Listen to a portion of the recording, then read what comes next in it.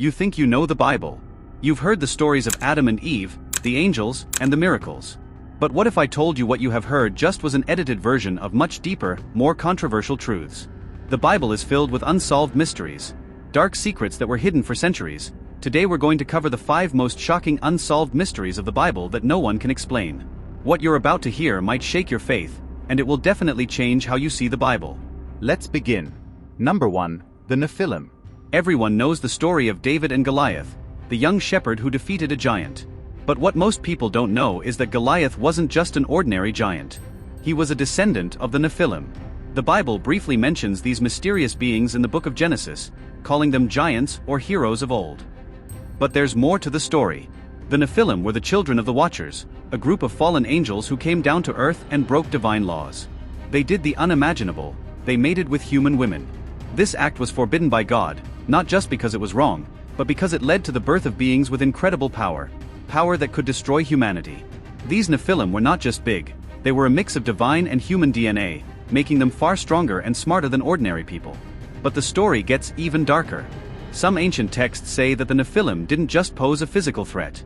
They brought with them forbidden knowledge, secrets humans were never supposed to learn. They taught people the arts of war, weapon making, and magic. According to the Book of Enoch, a banned biblical text, the Nephilim spread so much corruption on earth that God sent the great flood to wipe them out. But here's the chilling part: not all of them were destroyed. There are whispers, ancient rumors, that some of the Nephilim survived, and their bloodline may still exist today. Dr. Jonathan Redgrave, a biblical scholar, believes that the Nephilim weren't just physical giants. They were also spiritual giants with knowledge and power far beyond what humans could understand.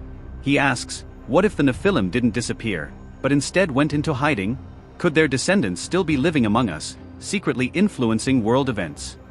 Could it be possible that the Nephilim's descendants are still walking among us today, influencing wars, shaping history, and holding power in ways we can't even imagine? Number 2. The Cherubim. You've probably seen pictures of cherubs, those cute little angel babies with wings, soft and harmless. But the real cherubim, as described in the Bible, is nothing like that.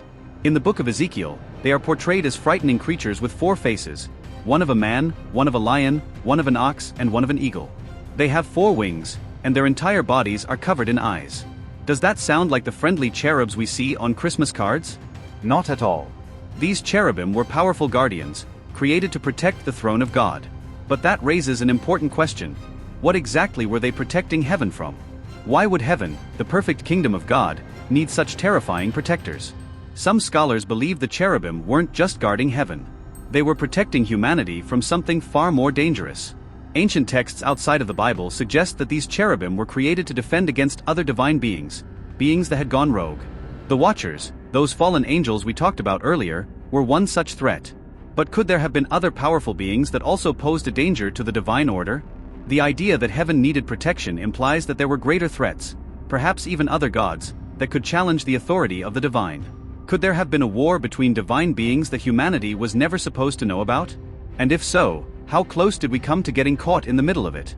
Let me know your thoughts on the comment and make sure to hit the subscribe. Number 3. The Serpent in the Garden. We all know the story. Eve, tempted by the serpent, eats the forbidden fruit, and that leads to the fall of humanity. But what if the serpent wasn't just a snake? In Hebrew tradition, the word for serpent, nachash, can mean bringer of knowledge, or even refer to a divine being. Some interpretations suggest the serpent in the Garden of Eden wasn't just a snake at all, but one of the seraphim, a group of angelic beings associated with fire and light. In this version of the story, the serpent wasn't simply tempting Eve, it was offering her forbidden knowledge.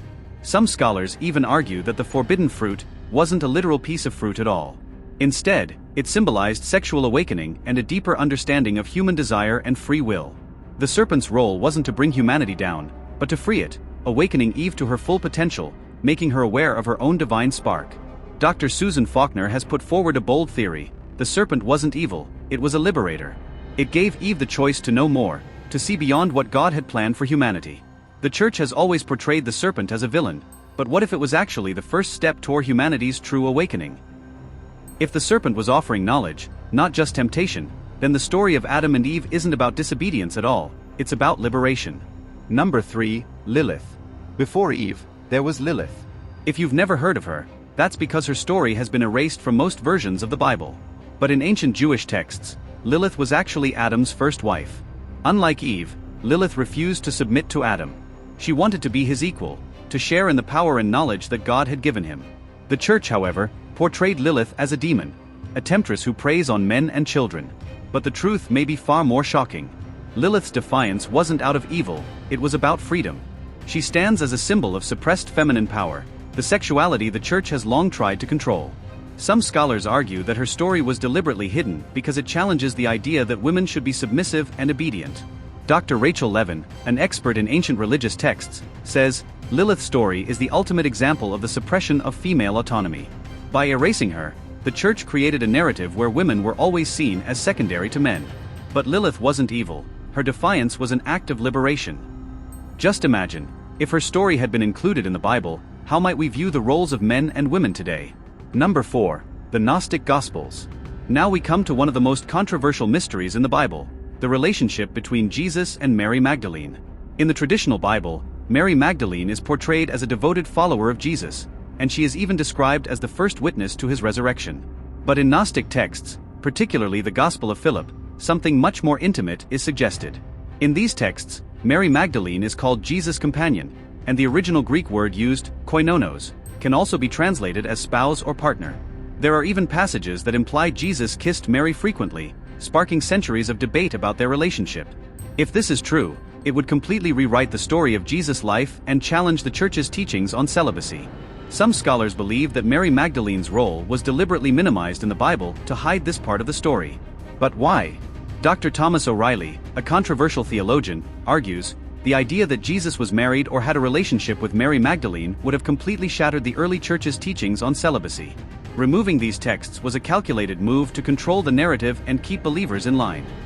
If Jesus was married, what does that mean for the Catholic doctrine of celibacy and purity?